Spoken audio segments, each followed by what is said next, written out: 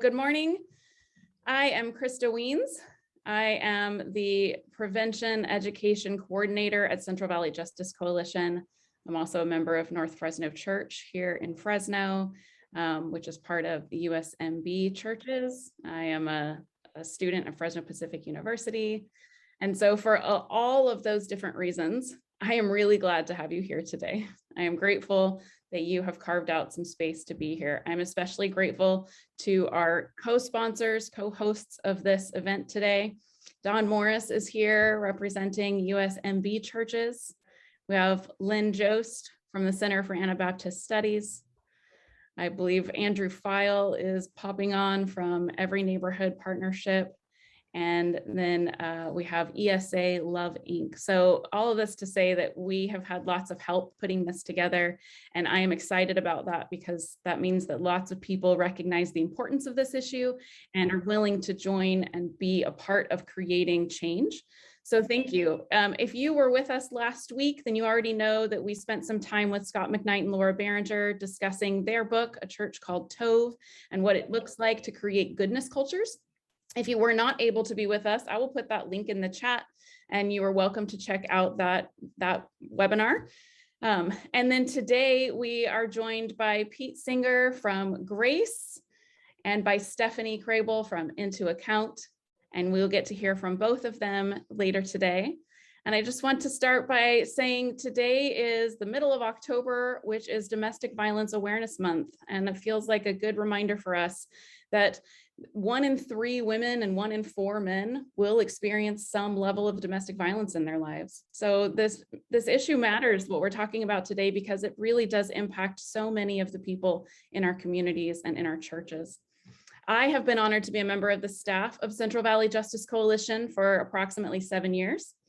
Our mission at the coalition is to partner with the church and the community to prevent human trafficking.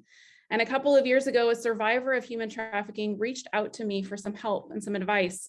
One of her abusers, someone who had paid to use her body for his own gratification, had started popping up in her social media feeds, commenting on some of the things that she was following. He was a local pastor, and she was struggling to know what to do. Reflecting on how this person made her feel and her memories of him, she said, there he was with access to Jesus. And there I was in such desperate need of Jesus. He withheld Jesus from me.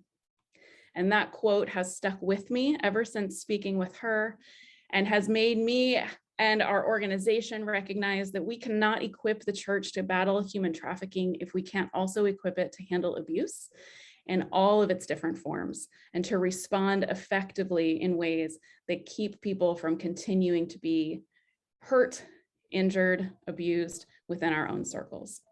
So today we will have about 30 minutes from Dr. Singer, and we will take some questions. So just like last week, as you have questions, feel free to put those in the chat directly to me, and then we'll have some time for questions, and then we'll flip over to Stephanie. So I'm going to start by just introducing Pete to you.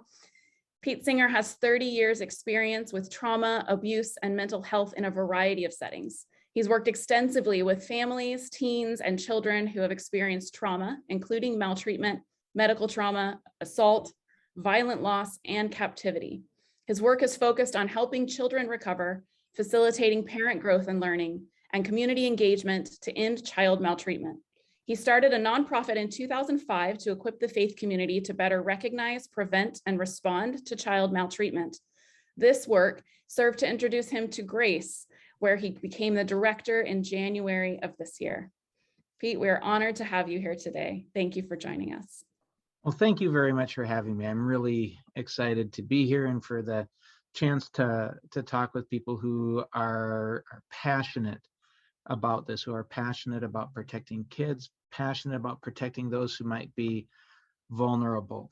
So thank you for carving out some time today to join in this discussion, and thank you for being the advocates that are so needed within our churches, within our ministries, to make sure that we honor God's name by honoring those that he loves, that he created. I'm going to switch over to sharing my screen here. And so hopefully we will get that to work. Alrighty, so I think I'm sharing my screen. If I'm not, scream at me or something. So anyway, today I just wanted to talk a little bit about a trauma-informed church. I'm going to be somewhat brief today because we have a half hour. If anyone happens to be in the Texas area, next month I'll be doing a longer presentation about trauma-informed churches, and feel free to swing by. But anyway, a little bit about me. Krista talked about grace, and I don't know how many people are familiar with grace, but grace really works to equip churches and the Christian faith community to better recognize, prevent, and respond to abuse in all of its forms. We have a strong focus on child abuse, but also looking at other forms of abuse as well, whether it would be clergy abuse, whether it would be spiritual abuse, forms of abuse of power, sexual harassment, looking at addressing those things within our Christian communities. This is so important that we talk about this issue, that we talk about how our churches can better understand and respond to trauma, because there are people in our churches that have been hurt. There are people in our churches that are vulnerable. And unfortunately, there are also people in our churches who know that and wish to take advantage of it. And Jesus gave us a warning. They come to you in sheep's clothing, but inwardly, they are ferocious wolves. And all of our churches, all of our ministries with which we participate are filled with people who've been abused, are filled with people who have been hurt, and are filled with people who can do even more damage. You referenced earlier the number of both men and women who experience some form of domestic violence. We also look and we see in the United States, at least a quarter of women are sexually assaulted by the time they are 18. Studies show that at least 1/6 of men are sexually assaulted by the time they are 18, with many people speculating that the difference is more about who's willing to acknowledge it than how frequently it occurs. Other studies show 44% of adults in the United States today were hit to the point of injury as a child. Not just the spanking, and there's debate about spanking, but I'm not talking about a spanking, I'm talking about hit to the point of injury. 44% of adults today in the US. Our churches are filled with people who have known this pain, who have known this abuse. That matters to God. Again, the words of Jesus in his teaching, he said, "Beware the scribes who devour widows' houses and for a pretense make long prayers. They will receive the greater condemnation."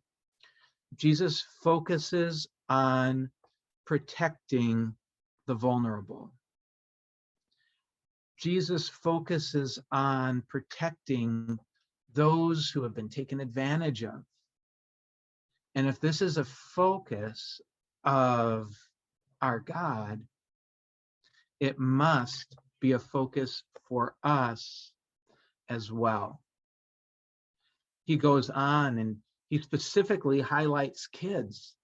If anyone causes one of these little ones, those who believe in me, to stumble, it would be better for them to have a large millstone hung around their neck and be drowned in the depths of the sea.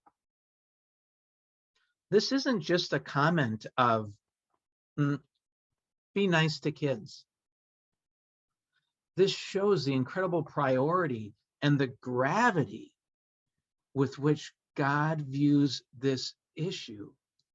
We know from the research there is pretty much nothing more than abusing a child that can impact their faith, their spirituality, their connection to God, if you talk about things that could make a person stumble, abuse would be up there. Some people actually say that this particular statement by Jesus isn't just applicable to abuse, but was actually a specific reference to commonly accepted practices of pederasty and child sexual abuse at the time. So that this isn't just something that we can take and apply to sexual abuse of a child if we want, but was specifically addressing sexual abuse of children. But either way, the statement is clear. This is not something that is accepted by God. And this is something that God wants us as his people, as his church, to do something to address. How do we address it? We address it by understanding what trauma is. We address it in part by equipping ourselves to be better able to recognize, prevent, and respond to abuse when it occurs. A key component of that is understanding the prevalence of trauma, how significant, how frequently these things occur in the lives of the people around us. And we've talked some about just how frequently, unfortunately, they do occur. But it also relies on us and requires us to understand how to respond. Whether we know that a person has experienced trauma or not, the likelihood is anytime you have a conversation with two people, that at least one of them has had a traumatic experience. And it's even likely if you're having a conversation with one person, it's a greater than 50% chance that that one person has experienced a traumatic event. And so we need to act this way, not just when we know that the person has experienced a traumatic event, but even when we don't, because it's very possible that they have and we just don't know. As we seek to become trauma-informed churches that more fully understand what trauma is, more fully understand how to respond, there are really 6 key things that we want to bear in mind. And we can bear these things in mind as we put together and design our ministries. We keep these things in mind as we design our policies and procedures. We keep these things in mind as we preach, as we teach. We keep these things in mind as we reach out to those in need. We keep these things in mind as we just have an everyday conversation, because it's those everyday conversations that so often give us the chance to reflect Christ. What are these things? Safety. That our churches are safe physically, they're safe emotionally. That if somebody is hurting, it's okay. That it's not a place where you just always have to be happy and where everything has to be fine. But it's okay to be emotionally vulnerable here, because this is a safe place for that to occur. Trustworthiness and transparency. I want to focus on trustworthiness for a little bit. A lot of times when we're in leadership, we want people to trust us.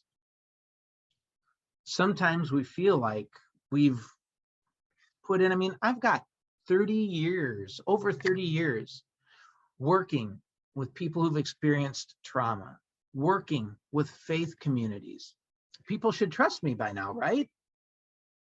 Or maybe they don't owe me trust. Maybe no one actually owes me trust.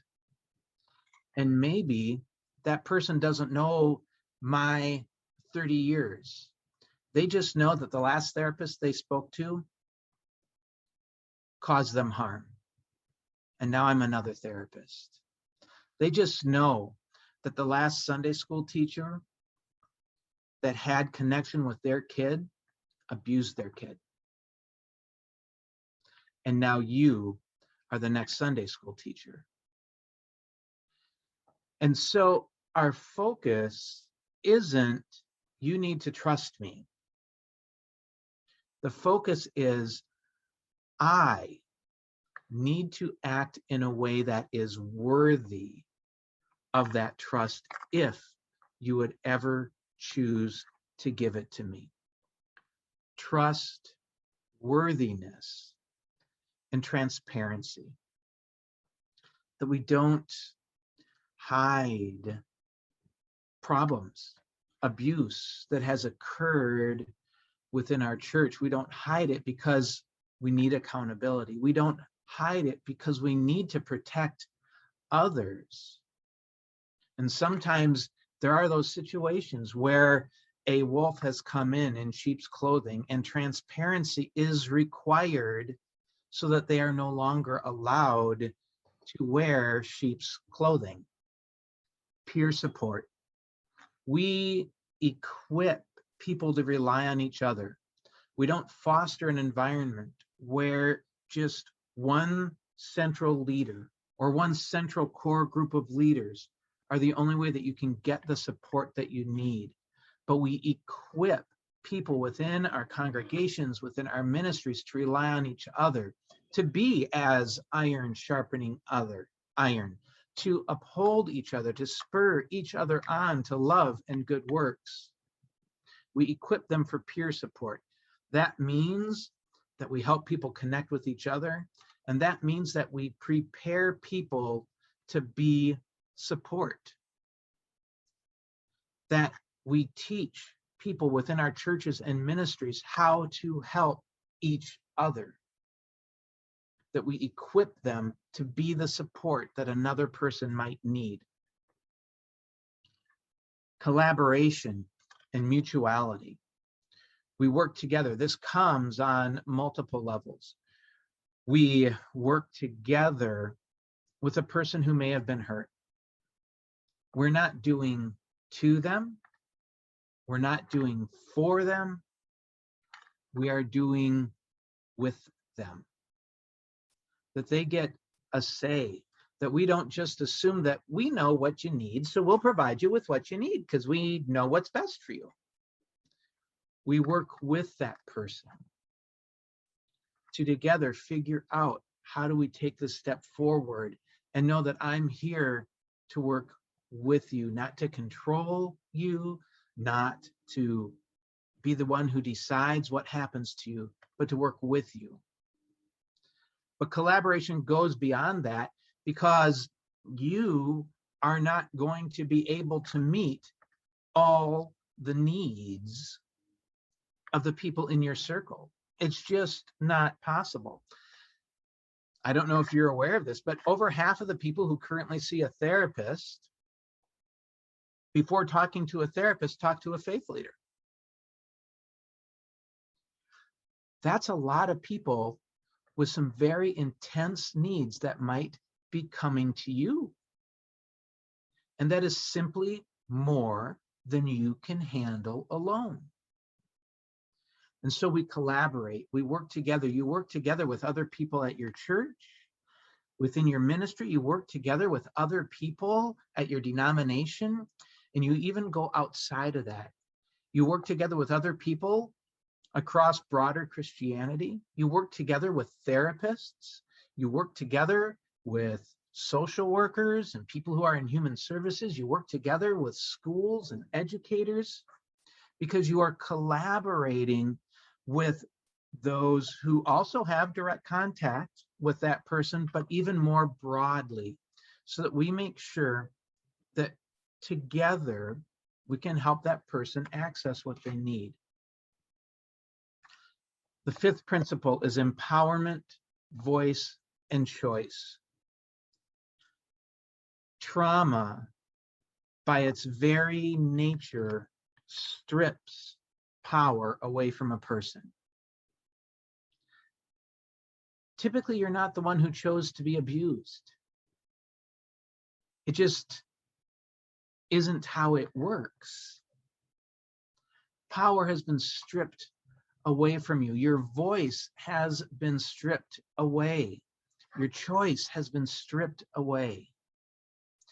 And so it is our job to help people take back some of that power that has been taken away, some of that agency, that we don't work to silence a person who may have been abused, but rather to help give them voice. Even if that makes it uncomfortable for us, even if that abuse is something that happened and may make it look bad for our congregations, for our denominations, we still give people a voice, and we seek to empower them and give them choice over how things move forward. And then the final principle is understanding and being able to address the historical, culture, and gender dynamics that you simply cannot separate from trauma. We have to be aware of these things, and we have to be able to adjust our actions and our responses to them. These 6 principles that I laid out, obviously we could take way more time to go over them, but to think through these principles as a decision-making framework when considering how to respond to potential trauma, how to respond just to the fact that the majority of people in your circles, in your churches, in your ministries have probably experienced some type of an event, can be so powerful. And this is important. It's essential because of the very nature of trauma. SAMHSA, the Substance Abuse and Mental Health Services Administration, helps us understand trauma. When we think of trauma, we very often think of the event, the bad thing. We think of the domestic violence or intimate partner violence. We think about the abuse that may have occurred as a child. We think about the traumatic loss. We think about the exploitation or harassment that may have come at the hands of a leader. That's the event. But SAMHSA says it isn't just the event that makes something traumatic. It is also the experience of the event. Do you experience it alone? Or do you experience it surrounded by those who care for you and love you? Do you experience it as blamed? Do you experience it as needing to confess your role in it to the congregation? Or do you experience it surrounded by people who recognize that this was not your choice, that this is something that happened to you, that understand the difference between sinning and being victimized, being targeted? How do you experience that event? And what are the ongoing effects of the event? Are the ongoing effects of this event that you just lost your family? Are the ongoing effects of this event that you just lost your faith community, who for many people become family? Did you just lose your small group, your friends, your connections that have carried you through so many other things, and now you've just lost them as an effect of this event? We want to do preventative work. We want to do preventative work in light of those 6 principles I just talked about, because that can prevent the event. But for the majority of people, we haven't prevented at least one event. But hope isn't lost. Because as we take those 6 principles and apply them, we are still reaching directly into how that person experiences the event. We are still reaching directly into the effects of the event in that person's life. And in so doing, directly influencing and impacting how trauma develops in that person's life. What an incredible, powerful representation of Christ we can be when we are literally able to reach into a person's trauma, and because we were able to interact and respond in a way that gets it, in a way that reflects those principles, in a way that reflects the heart of Christ, we have just changed their experience of that event. Because we do that, we have just changed the effects that that event has had in that person's life. That's unbelievably powerful. And that is something that I believe we are tasked to do as the church, that we are tasked to do as believers. It's something that we try to do at Grace. And at Grace, we try to equip churches and faith communities to be able to live this out. We do this in a variety of ways as we try and prevent events from happening in the first place. We do that at Grace through providing training for leadership and for entire congregations, by doing policy reviews and helping you come up with a stronger policy. I can't tell you how many times we've sat down in a consultation with somebody and they bring up just discovering about abuse having occurred. What should we do? Or they bring up, we just found out that 20 years ago, this beloved person in our church actually committed a sexual offense. What should we do? And how many times in the course of those consultations, the pastor, the elder, the deacon, whoever I am that's sitting across from me, we come to the point and we realize we could have had a policy about this. And then we would know what to do if we had thought ahead of time and come up with a policy to address. What do you do with a known sex offender? What do you do when there's an outcry or an allegation? What if it's the pastor's child? What if it's the pastor? We could have had these things planned out ahead of time through policies. And so we help and consult on development of effective policies and procedures. We come and we can look at the physical environment and look for what might be weak spots. Every month, we have a guest and we have a Facebook Live event and we talk about key issues surrounding trauma and how do we as a church, as a faith community, respond in ways that uplift survivors, that prevent abuse, that ministers care. And trying to build resources that you can find on our website. You can access those individually. You can also combine them together in a lengthier process that we call the Safeguarding Initiative. You get a certificate of completion saying that you've gone through it, where we do this entire process, do all of these things, walking alongside you for often a year or even longer, to just really go beyond just checking boxes, to try and bring about a culture in the church that gets it, that understands it, that says we're going to protect those who may have been hurt, we're going to safeguard the vulnerable and move forward in a way that honors God. Prevention is one path, accountability is another path.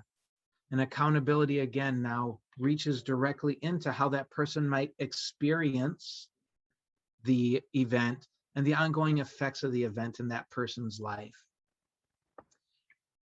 That may take the form of consultation, sitting down with a couple of people from Grace for an hour to just go over, process through the situation, look through best practices, see how do those 6 principles that we just talked about apply? How does Scripture apply? How do the words of Christ apply in this situation? So there's consultation, but there's also assessment and investigation. A lot of times there might be a sense that there's something unhealthy in the culture of the church. Maybe it's a misuse of power. Maybe it's how one group are treated, whether it's women or whether it's kids, or another group, how that group is treated within a church. We don't have an identified perpetrator. We don't even necessarily have one set action or event, but yet an assessment of the overall culture of this church would be beneficial. Or an investigation where there is a specific person or group of people where there is an allegation of a specific thing having occurred or potentially having occurred. Sometimes it's that we just found out that our youth group leader was convicted of a sexual assault elsewhere. Can we investigate to see if our youth group kids are safe? We don't have a report here in our church yet, but we now know that this person victimized other people, targeted other people, and we want to make sure that did not happen here. So the assessment or the investigation. With that, we'll have an analysis of what we find, and we'll present that information that we found. We'll look at it in light of Scripture, in light of those trauma-informed principles I was talking about, and in light of offender dynamics, and also how trauma might impact a person. And we'll make recommendations going forward regarding policy, regarding training, regarding care for survivors, to strengthen you in your ability to respond well, and to strengthen you in your ability to prevent these things from happening in the first place. These steps that we've talked about are so important, and I think nothing highlights it more. I was talking through email with a survivor of church abuse, and someone in leadership in her church had abused her, and she had gone to the church begging them to do something about it, and they got it totally wrong. They shut her down. They left that person in leadership. And she came to us and she emailed me and she said, I'm going to go to my denomination and I'm expecting that they're going to back the church, but I feel like I have to go to them and tell them what happened. And Grace didn't play a role other than just providing her with support, praying for her. And she then sent me this email, because her denomination got it right. They stepped in and they cared for her. They held that pastor accountable and removed him. She says it was life-changing news. When we, as the church, get it right, it's life-changing. And that's what we're called to do. That's why Jesus came, and he's asked us to carry that forward. That is why we must be churches that understand trauma and understand how to respond. There's my contact information if at any point somebody would want to get a hold of me. And I was 1 minute over. This is as close to on time as I have ever been. That's fantastic. The confetti will fall shortly, I'm sure. Well done. Oh, thank you for that encouragement at the end. I think it's so important for us to remember that we have so much opportunity to really help transform people's lives when we partner with the work of the Spirit. So thank you for that. We had a quick question here. Does Grace work with nonprofits or only churches? We work almost exclusively with faith-based organizations, so Christian faith-based organizations. So that might be a ministry, it might be a missions organization, it might be a Christian counseling practice, It might be a church, it might be a Christian school. We have worked a little bit with other nonprofits and other organizations, and certainly can. We also could have a conversation and see if it's a good fit, or if there might be another organization that we could help connect you with as well that could be a fit. So it's especially if it's a Christian nonprofit, absolutely. And then if it's not a Christian nonprofit, then it's something that we can look at as a possibility to be sure, and then assess together whether that's a good fit or if there might be another fit that could be better. Okay, great. Another question I've gotten in a few different forms is, so last week, Scott McKnight and Laura Behringer talked with us about the culture and the importance of having a goodness culture. And I think we all feel this tension between knowing that policy is never going to make people be good. It's not going to make people be Christ-like. And yet, if we rely on the idea that our culture is good, well, might we have some blind spots? And so how do we kind of hold both of those things together? What's your feeling about both of those?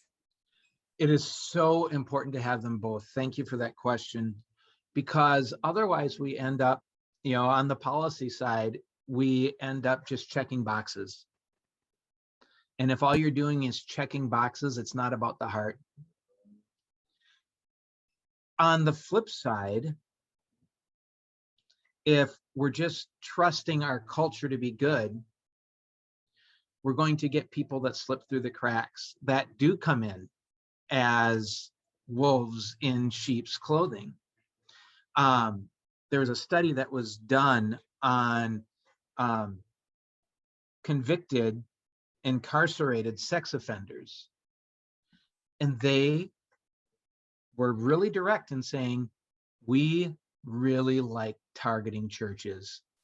They're easy because they want to believe that you're good. They want to believe. And if you get caught, just cry and it'll be fine.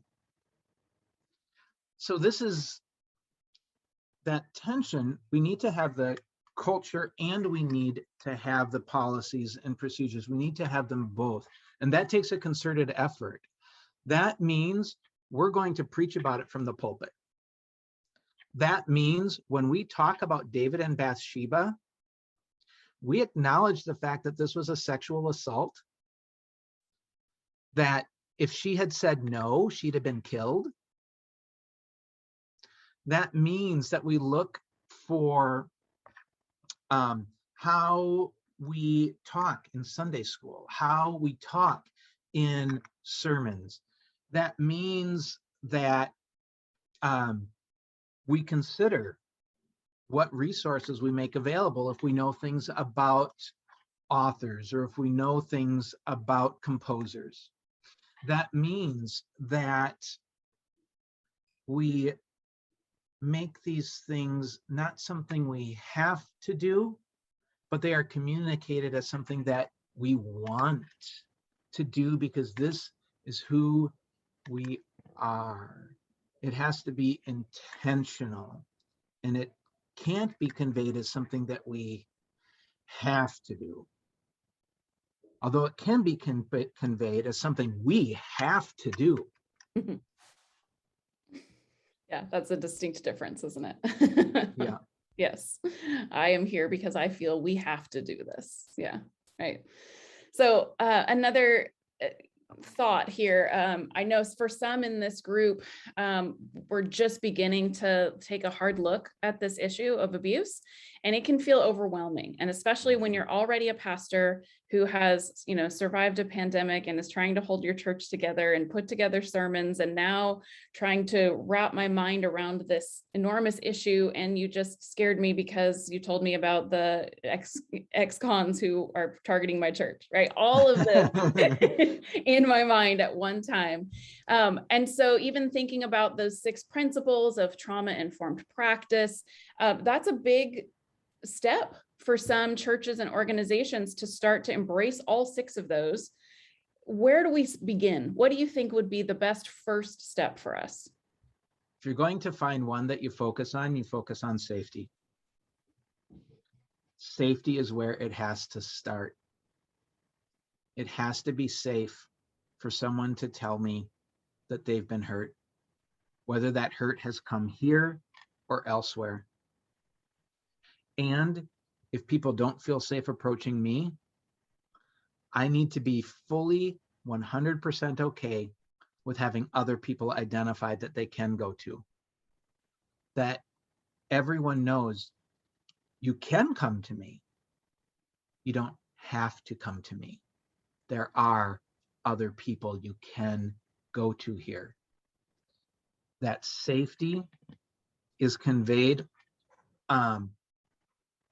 This past weekend, my pastor was speaking in part about anxiety and fear, and how God, as we focus on him, that anxiety and fear, God can help deal with that. And then he said, now I want to be very clear. Most of us consider Mother Teresa to be a godly example. Well, after Mother Teresa died, her journals were published. And if you read her journals, they're filled with doubt.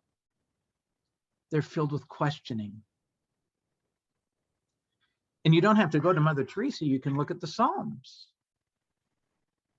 And they're filled with, is this going to work out?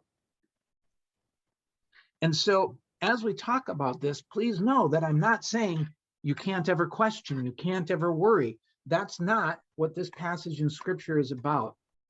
And so he's taking an extra step. It was maybe 3 or 4 minutes of the sermon just to make sure he didn't convey the wrong message. And when he talks about forgiveness, he does that same thing. And when he talks about restoration in relationships, he does that same thing. And so that's creating some safety so that a person who has been abused and is sitting there listening doesn't feel great. I'm at another place that's telling me that I need to go and let my father, who abused me throughout my childhood, babysit my daughter. Right. Yeah. So it sounds like that last point of your trauma-informed principles there, that one thing that we as leaders need to do is understand the cultural messages that the people in our care are receiving, and approach our messages in all different contexts with that awareness that you're preaching about family relationships. I'm not necessarily going to think about the situation you just presented unless I am intentionally being aware of those messages from my community. Yeah. And one of the things I think that's going to be so incredibly important, there's just so much. You were referencing it earlier. There's so much on all of you. And you've been asked to bear so much. And it's going to be incredibly important that you don't do that alone. It's going to be incredibly important that you have somebody walking alongside of you who gets what you're going through, who gets what it's like to be in this type of a position, and can walk alongside you, can help uplift and uphold each other through this type of a situation. If you are getting burnt out, if you are getting run down, you won't be able to give the type of care that somebody might need. That's not to say that you aren't important, because you just plain old are important enough. But in addition to that, if you feel that this is a calling, in order to be able to fulfill that calling, you need to be in a position to do that. Wonderful. So important. Thank you so much, Pete. Really appreciate all of this. You bet. If you have time, I hope you'll stick around. If you have to run, we understand, but. No, I'm sticking around. Wonderful. Good. Excellent. All right. Well, I'm going to introduce our next guest speaker, Dr. Stephanie Crable. She is the executive director and co-founder of Into Account. She's a scholar, an advocate, and a speaker with expertise in social change movements, trauma, and institutional violence. She is trained in ethnography and oral history. She works with survivors who want to tell their stories in a public forum. Into Account's primary commitment is to make themselves available to survivors who want strategic support as they navigate their options following an experience of sexual violence, whether that experience happened recently or decades past. Their services are free of charge and survivor-focused. They believe that justice means something different in each situation and that survivors should be the ones in control of the process. Thank you for being with us today, Stephanie. Thank you so much for that introduction, Krista, and for inviting me. And Pete, thank you so much for that presentation. As Pete was talking, I was thinking about what a luxury it is to have a lead-in like that, because so much of the work that we do at Into Account is, helping survivors interact with the institutions that have played a role in harming them. And when Pete talked about don't demand trust from survivors, I feel like that is one of the most important lessons that I often just so often wish that I could impart as somebody who is generally approaching these things from the survivor side, who's advocating for survivors. Survivors are often hearing church leaders say, trust us, we know what we're doing. And I always want to say, no, be trustworthy and let survivors decide for themselves whether you are a trustworthy person for them. And if they don't trust you, don't be offended. Just figure out what they need, what resources they need, and be there and get your ego out of the way. It's harder than it sounds, as I'm sure you can imagine. I think I'd like to start with a little bit of a story about, where I was a few years ago in terms of my work as a survivor advocate. So my co-founder, Jay Yoder, and we founded Into Account in 2016. And so at probably late 2018, early 2019, I've been working at this for about 3 or 4 years in one fashion or another. And I was tired and frustrated and angry because what I kept hearing from church leaders was they wanted to talk about sin, and they wanted to talk about healing, and they wanted to talk about everything but power and accountability. And I was just so tired of finding survivors who, when they tried to say, look, what you're doing to me is an abuse of your power, whether it's the original perpetrator that they're confronting or whether it is, their church leaders mismanaging the response that they're confronting. And when survivors would name the power dynamics that they were experiencing, and it takes tremendous wherewithal to even be able to do that when you're in a state of trauma. When survivors would name that, they would be dismissed for being angry, for being strident, for being not healed enough to receive grace, et cetera, et cetera. And the other thing that I was angry about and continue to be angry about, none of this anger is gone, I should probably clarify.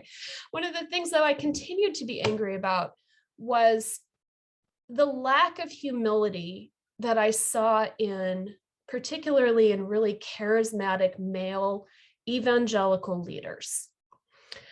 A little bit of background, like on Into Account's work, we have worked with primarily in Protestant contexts, a number of times in Anabaptist contexts, but we also work with Catholics, particularly in the past year or so. And so when you look at popular Protestant evangelicalism and when you look at Catholicism, both of these are strong traditions of male headship. So men sort of occupy a lot of natural, if you will, authority in these church spaces. And so I wrote a piece for our Into Account blog called Godly Men Be Quiet.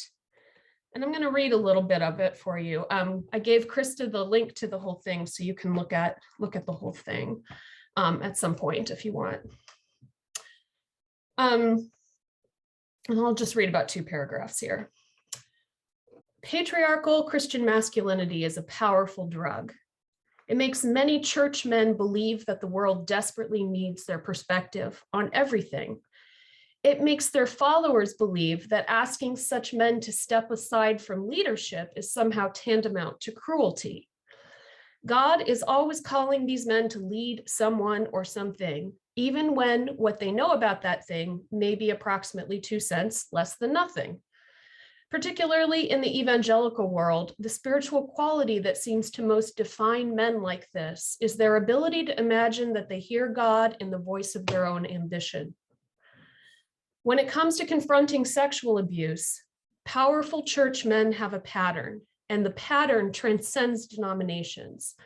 First, after years and years of ignoring, enabling, hiding, and minimizing sexual abuse, they're forced to notice that sexual abuse is too prevalent to be conveniently ignored anymore. Stories start to surface in their communities that can't be covered. Survivors start to confront them more publicly and in greater numbers. Mainstream media coverage blows their cover.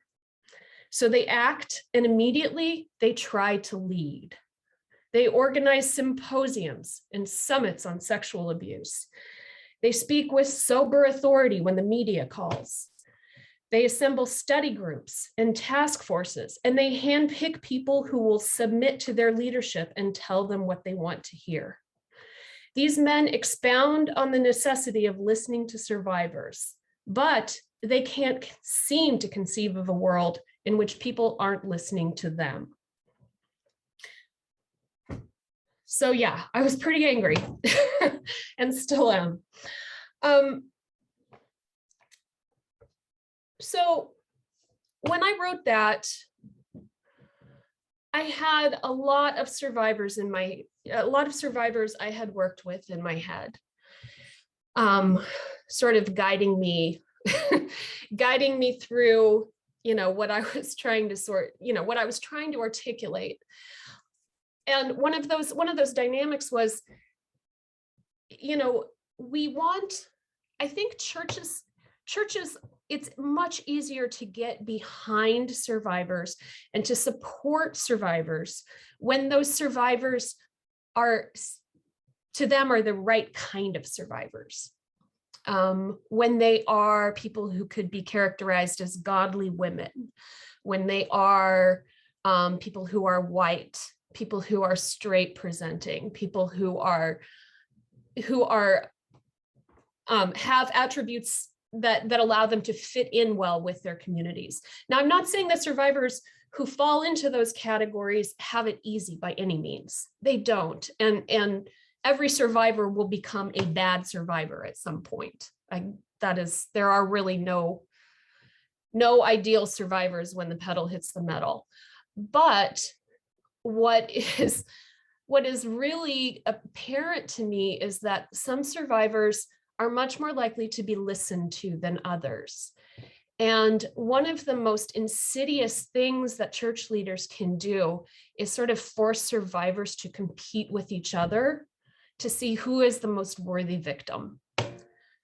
So all of those dynamics are reasons why the kinds of sort of institutional self-examination processes that Pete was talking about are so desperately important. And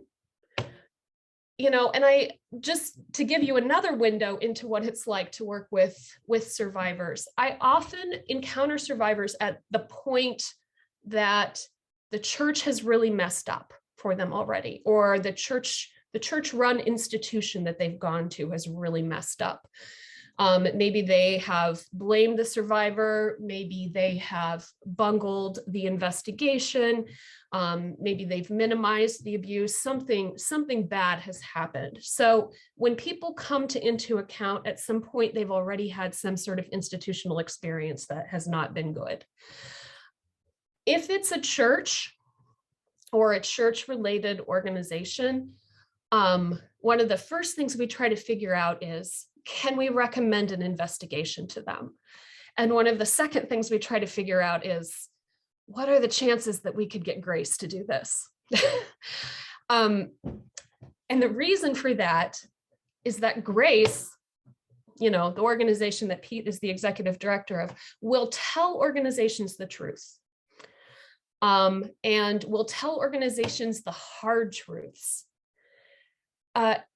Most of the organizations that I've confronted as an advocate alongside survivors would much rather pay a lawyer with human resources expertise who will do an investigation that has a really finite, short period in which they will, find every loophole to exonerate the institution of wrongdoing and give everybody a narrative about how it's too bad this one individual really did a bad thing, but we did the best we could with it. And we're, here are some things we're going to do moving forward. And survivors often feel very betrayed by that kind of sort of shortened pseudo investigation.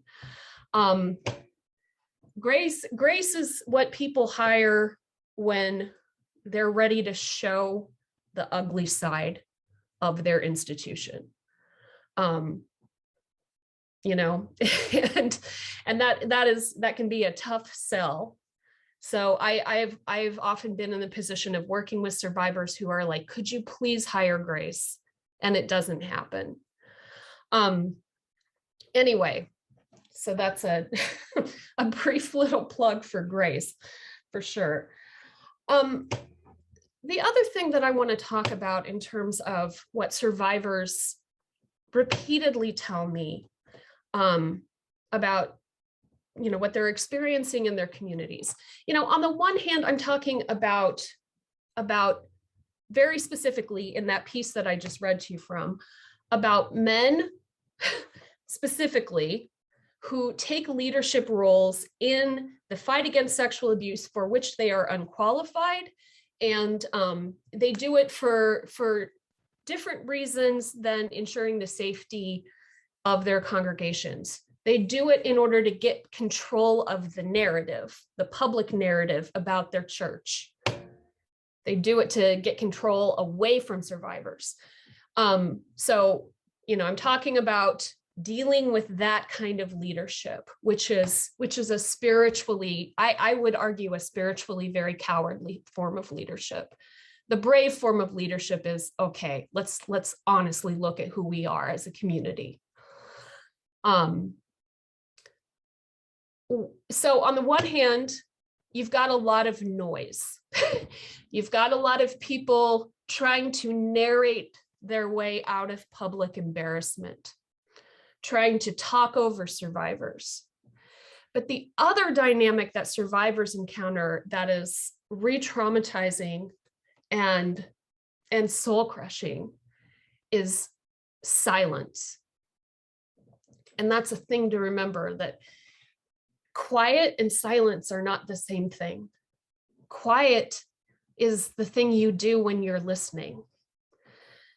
Silence is when a survivor makes themselves vulnerable, shares their story, talks about what happened to them. And the response is, nothing, just crickets, nothing. That is a dynamic in almost every church case that I've ever worked in, which at this point is dozens. And it's the hardest one to confront, because so often we are silent in the face of stories of trauma because we have our own stories of trauma. And we haven't faced those things yet. I talk to my husband sometimes about like the way that, you know, when people ask me what I do for a living, and I say I work with sexual violence survivors, there's such a range of responses that I get. One of those responses I describe as the 1,000-yard stare. And that is a person just shuts down, like literally nothing comes out of their mouth, or they take a beat and then they completely change the subject. And when that happens, I think, okay, something's going on here. And it may not be my business to know, but something's going on here. And so, you know, I am, for just to talk about what my work is like day to day right now, for instance. Last week, my organization put out a video that has 17 survivors in it talking about being abused by the Catholic composer David Haas. David Haas wrote a lot of hymns that are very, very popular in contemporary Catholic liturgy, but many of them also have quite a bit of crossover appeal. He is an enormously powerful composer who has been ubiquitous, particularly in Catholic settings, for the past 30 years. That video came out, you know, it's been viewed over 15,000 times at this point. I'm starting to get media attention related to it. But what I hear from the women who were in it, you know, I was just getting messages all weekend from these women saying, we shared it with our friends and family. We asked them to share it on social media.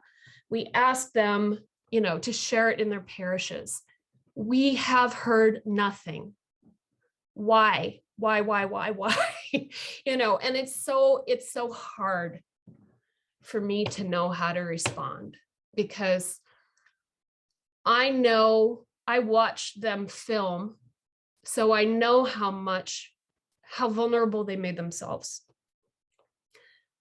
But I also have seen so many survivors in this exact same place. And there's no way for me to erase that. Like, what I would like to say to them is, you know, it's not about you. The silence isn't about you.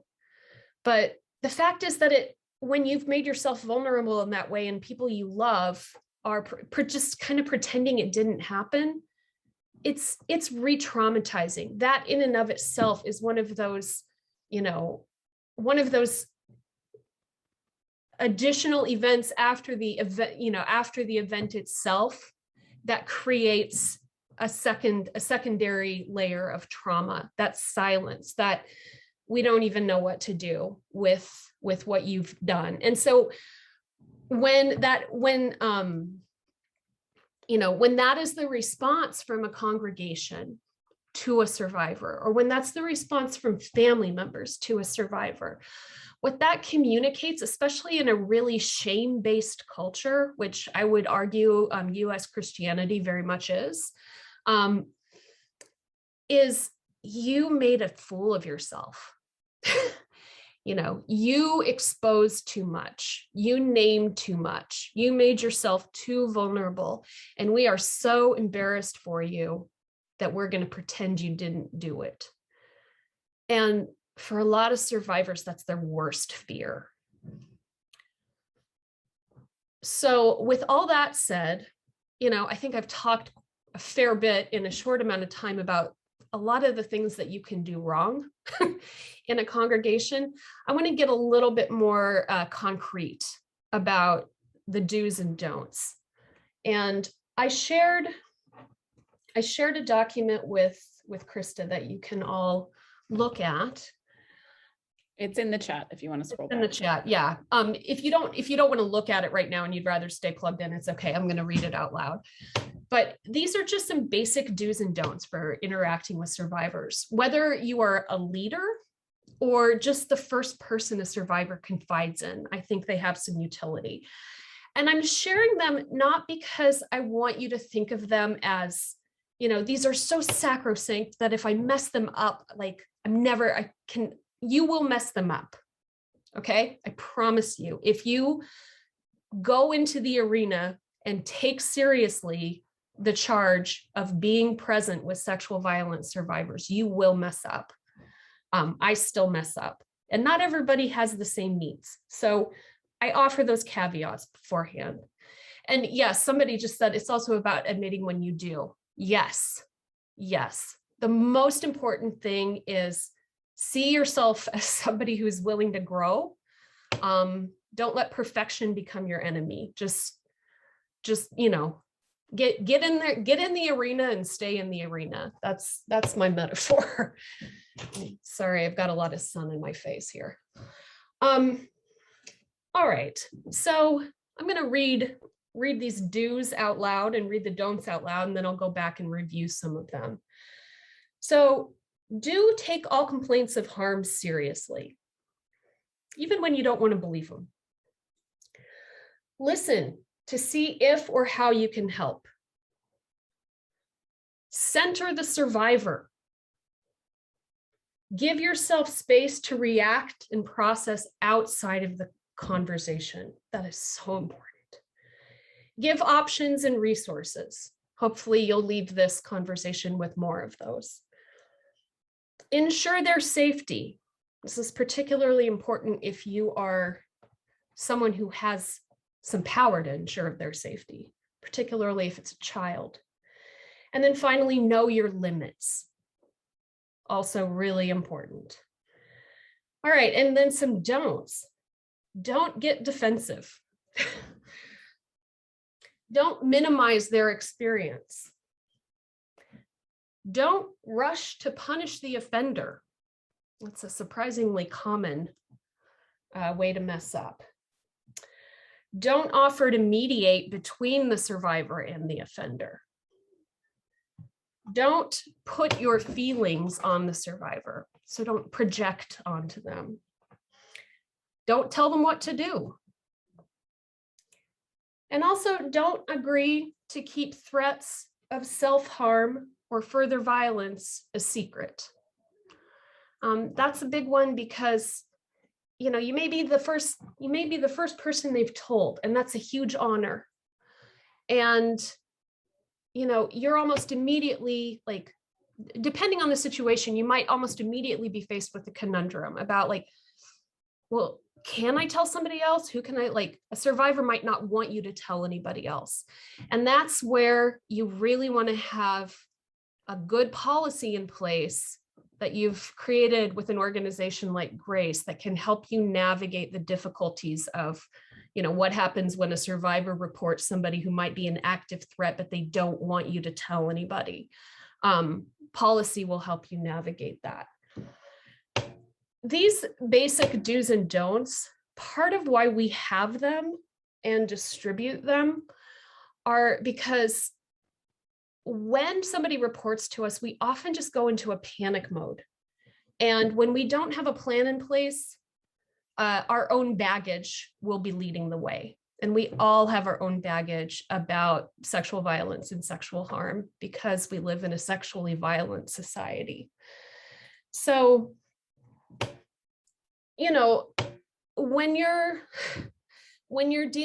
for instance, say that a survivor confides in you and you're not happy about it. Maybe they're not somebody that you can empathize with easily. Maybe the offender that they named is somebody that you like.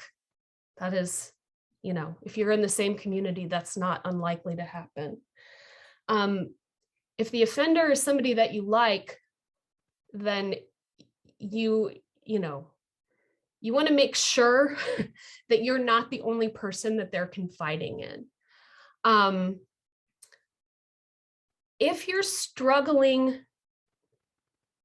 to empathize with a survivor, and that, like, if you're in the arena, if you're doing this work, if you're working to make yourself a trustworthy person for survivors, you will get to that point where you will encounter a survivor that you don't empathize with, that you don't look at them and think, I can relate to your experience, or, I really want to help you because I can imagine you being my daughter or whatever.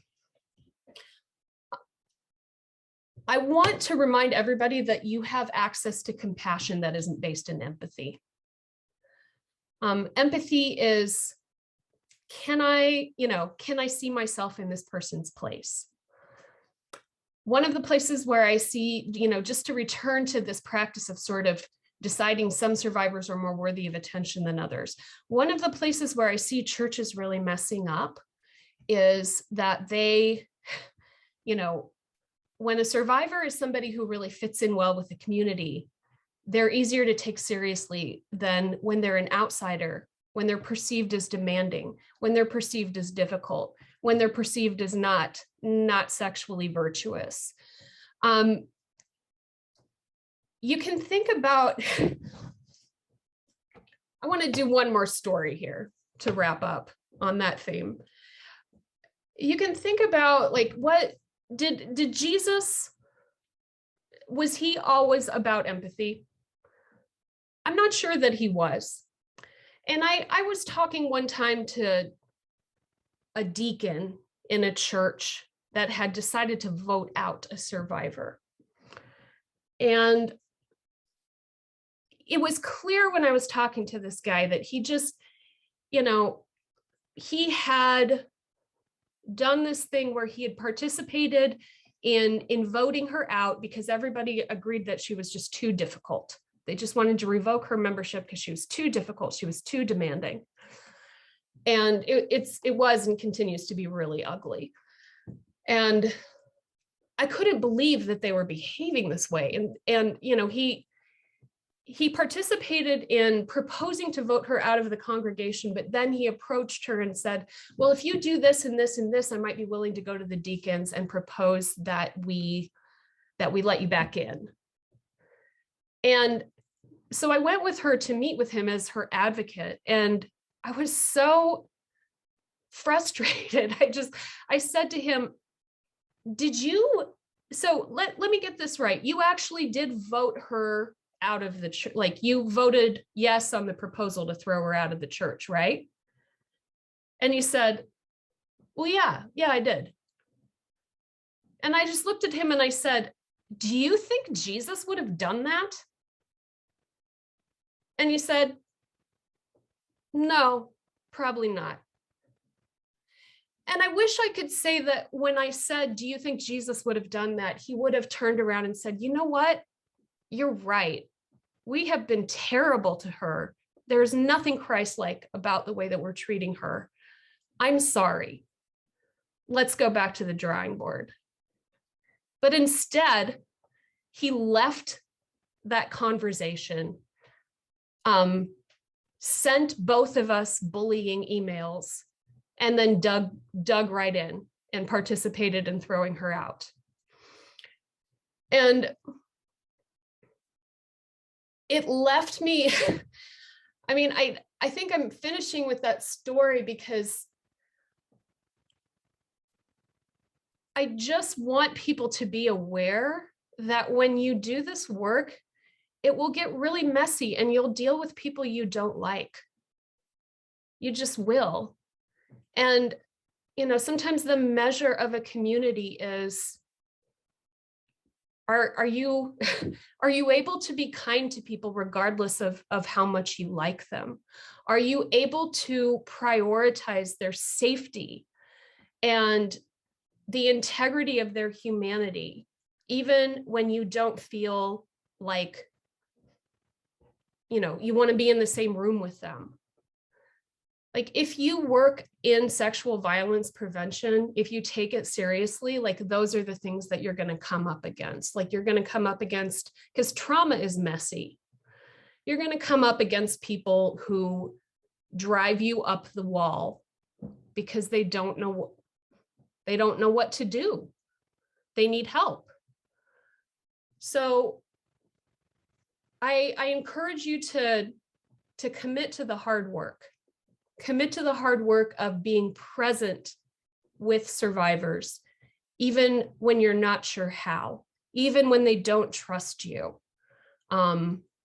even when you need to, they make you look at things about yourself and things about your own experiences that you'd rather not look at, because the rewards are so great. And the rewards will transform your communities for the better. I think that's all I have. Thank you. Thank you, Stephanie. Your last words there. We have the opportunity to not just help a person, but to transform our community if we are willing to do the work. I hear you calling us to work. And then I also, one of the things that you said that I think is maybe just language that we can all continue to practice is, I'm sorry, let's go back to the drawing board.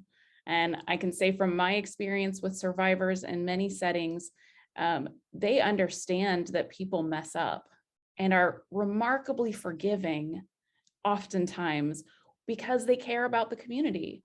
The very fact that they're speaking up about what happened in the community is evidence that they care about the community. And so if we can all be people who are willing to say, I'm sorry, let's go back to the drawing board, then maybe we can continue to further this conversation. Yeah.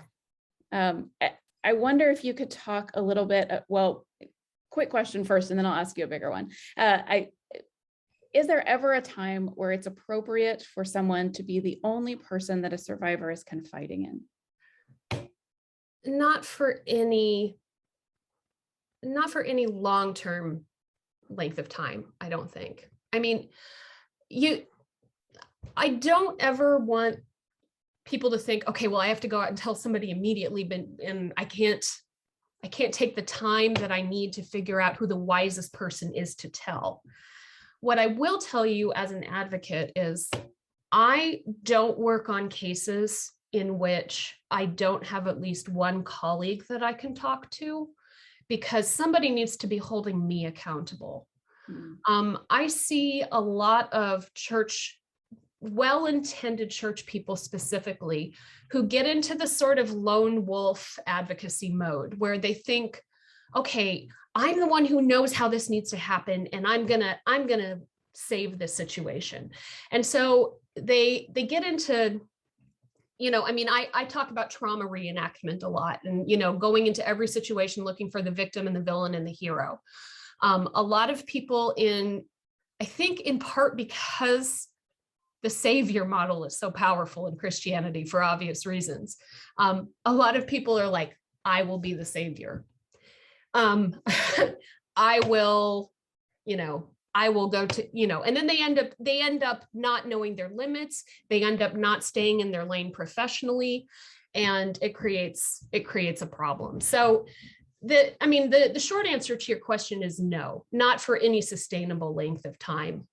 You just have to have systems in place so that you're not inventing that whole cloth in the moment. Otherwise, you can end up violating confidentiality and it getting out of hand before you know what you're doing. I think that's a really important point that I hear both you and Pete saying. We often think about policies as a prevention step, that if we have all the right policies, then nobody gets hurt. But what I also hear you saying, I think policies have a role to play in that. But what I also hear you saying is that policies help us know how to respond in ways that don't continue hurting someone.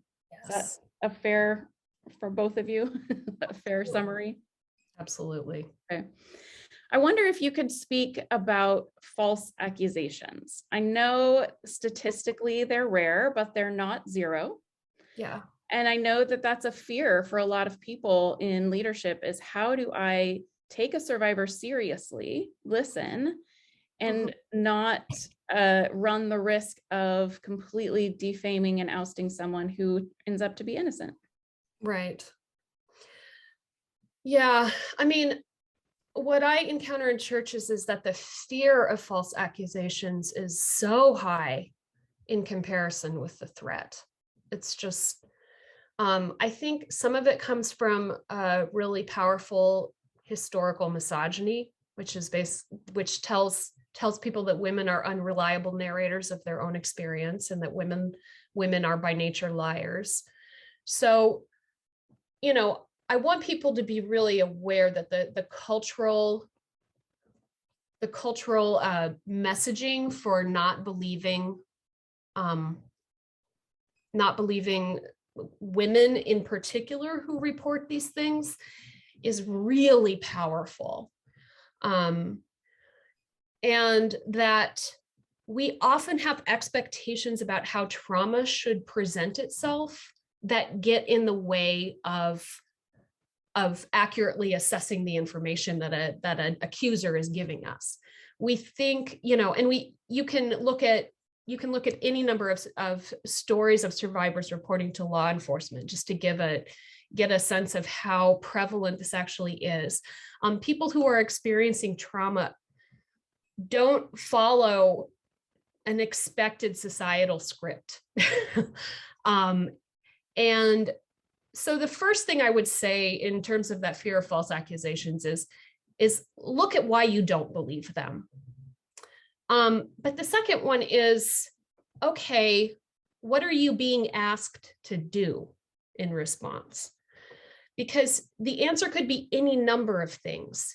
If a child is telling you that somebody harmed them, you have a moral and in many cases legal obligation to report that to Child Protective Services and/or law enforcement. You just do.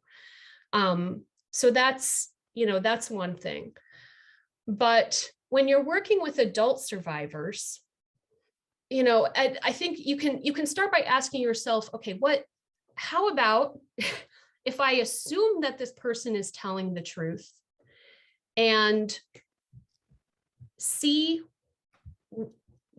what happens as we go to the next step in our policy? Because the next step in your policy probably isn't going to be tell everybody in the world that this person is a sex offender. False accusations, the most common form of false accusation is a perpetrator doing what we call DARVO. And DARVO is an acronym for deny, accuse, reverse, victim, and offender. Perpetrators do it all the time. I've had so many victims who are just utterly derailed by DARVO because they're good, empathic people and they spend so much time thinking about, did I hurt him in some way? Did I hurt him in some way? Maybe I raped him. Maybe I got that backwards.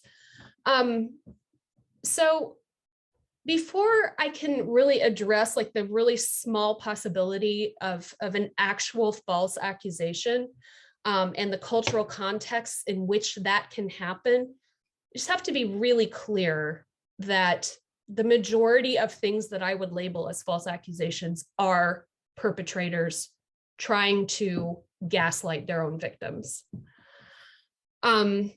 I would actually be really interested in how Pete answers that question, because I've been all over the place in the way that I answer it. Mostly I get frustrated. It's a good question to ask, but I often get frustrated by it because I sense that a good policy is going to have a number of safeguards in place so that a false accusation doesn't get very far. But I would love to open that up to Pete too. I think you shared so much that's so important to remember, just statistically how rare a false accusation is. And also the realization that if a person has already established that they're willing to violate somebody's boundaries to this extent, they've already demonstrated they're willing to abuse a child, they're already willing to do all these other things. Really, lying about it is not that big of a deal. That's not the hard part. So recognizing the likelihood is more that the perpetrator would be lying than it is that the alleged survivor. As far as that being a concern, though, I think one of your effective measures is a solid policy. You referenced how important that solid policy is so that false accusations don't go very far. But if you have a solid policy, I'll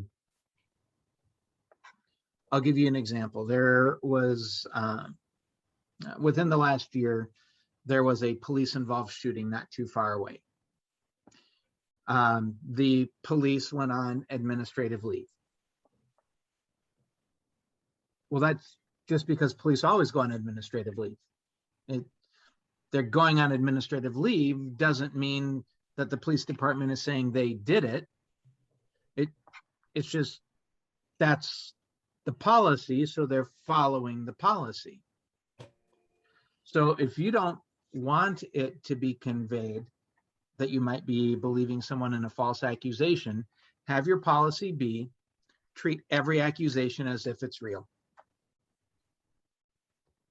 Then, one, the vast majority of the time, it will be real, and you'll be in good shape and caring for the people who need to be cared for. On the off chance, which is rare, that it wasn't an accurate report, then all you were doing was following the policy. Just like when the police department put somebody on leave. So have it be your policy and figure out how it gets worded that you always treat the report as accurate.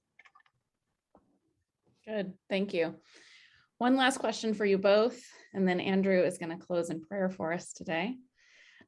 For both of your organizations, can you just give us a quick rundown of what resources are readily available for those in this group who want to learn more or to build a policy or to empower those who might be survivors in their own churches?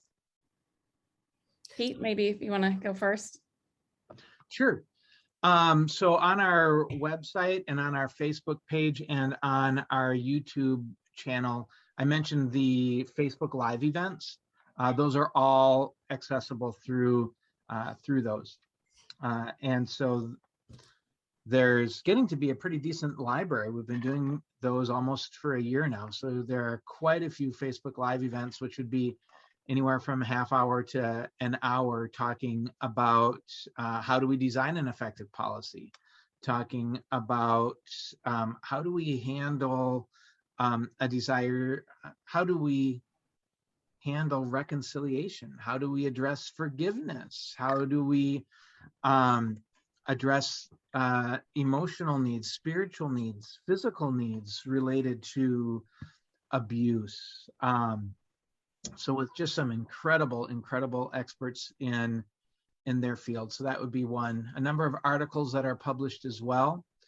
And then I would also say keep an eye out for an additional training that's offered broadly, and that's a training called Keeping Faith. And we participate in that. That's also why I'm in a suit today, because it's going on today, and so I stepped away from that. But it's a 2-day conference on the intersection of abuse and faith, with a number of incredible presenters participating for those 2 days. So like today, we've got 50-some people that from churches that are learning about the intersection of abuse and faith. So those would be just some readily accessible options through Grace. Great, thank you. And yeah, a tremendous library is available on their website of free resources. With Into Account, I would encourage people just to explore our website. We have one page in particular that has, we've got 3 different prepared reports at this point based on cases that we've worked on. One of them is the case of David Haas, the composer, where we had, at the time that we wrote that report, we had 44 women who had reported him to us in one capacity or another as a direct offender. We have one of an analysis of organizational trauma in a Mennonite church in Kansas City. And we also have one of a specific Mennonite predator who we basically did a collaboration with the Mennonite Abuse Prevention List to help people understand the process of grooming and how he used it in a specific clergy abuse case. So I mentioned that page because it's a good place to look at analysis of specific examples. They're divergent enough that you're probably going to recognize some elements of experiences that you've had in all of them. Our blog on our website is pretty, we've got a lot of stuff there, a lot of stuff about Title IX and sexual harassment in educational settings, and a lot of stuff about spiritual abuse and what that looks like and how it interacts with sexual abuse. I also want to jump on. Sorry, I was going to say one other tool that I think is helpful through Into Account is that you have a spot where survivors can report to you directly. Yes. And one thing I have encouraged churches and organizations to do is to make that link available on your own websites so that survivors who don't want to report to their own church communities do have another means of reporting to someone who can provide an advocate. Yeah, thank you. Yeah, we have a link that our goal in having that is basically that we can provide a response to reports in which the survivor retains control over what happens next. And for most survivors, one of the greatest fears that keeps them from reporting is, well, I don't know, like, am I going to lose control of this entire process if I tell somebody? And that's a really valid fear in a number of settings. We try to help eliminate that. You know, when somebody reports to us, we reach out and we just talk them through what their options are. And then we do our best to accompany them through whatever options they choose. So that's, you know, that's probably in a lot of ways, I think, our most distinctive resource, because, you know, people use it for all kinds of things, from like my church needs a better policy to I was raped by somebody on my Christian campus. I also somebody asked a question in the chat, have you worked with many male and LGBTQ survivors? And the answer is yes. And if you know people who you know, fall into either or both of those categories and who want to report, please by all means encourage them to. About half of our staff identifies as queer, and we strive to be as safe of a space as possible for LGBT survivors to report. You will encounter no judgment from us. I know that I'm talking to a probably like politically diverse group of people, but just speaking directly to people who are looking for LGBT welcoming services, Into Account strives to be that. And with male survivors, yeah, we've worked primarily actually with gay men survivivors, and we're always looking for ways to expand on the kinds of services that we have available to men specifically, because we're increasingly aware of the reasons why men don't report. So I wanted to address that question yet too.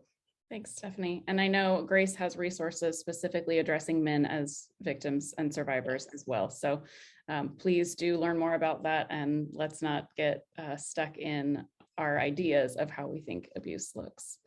Oh, thank you. It's already 10:35. I appreciate you coming. I appreciate your willingness to learn and encounter challenging things, to wrestle together in a spirit of humility. So Andrew, from Every Neighborhood Partnership, would you just close us today? And thanks again for helping us spread the word about today. Yeah, thank you so much, Pete and Stephanie. Really appreciate you sharing, and then, you know, CBJC and everybody that helped put this together. Thank you so much. Really helpful. Let me pray. Lord, we have so much to repent for. Our unwillingness to hear stories of pain, the speed at which we want to cover up or step away from the pain of the ugliness, the brokenness in the world, and then the brokenness in our church, in our leaders, and in ourselves. And so as we sit with some of these ideas and wrestles, may you help us to be more comfortable in the fact that you enter into the pain of our world. You have taken it on yourself. You listen and you hear. And then may we be people that are bold to trust our gut, and instead of afraid of questioning power and those in charge, may we speak for those that bring issues to our forefront.